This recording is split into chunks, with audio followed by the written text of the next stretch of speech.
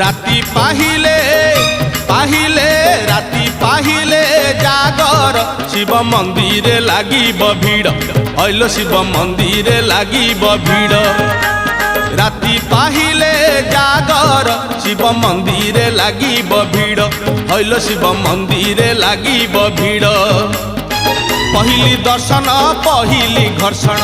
पहिली दर्शन पहिली घर्षण पहिली पंडा पहिली धंडा पहिली भोग पहिली जोग पहिली भक्त बड़ राति पाहिले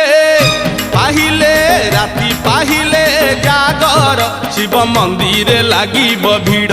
हइलो शिव मंदिर लागिब भीड़।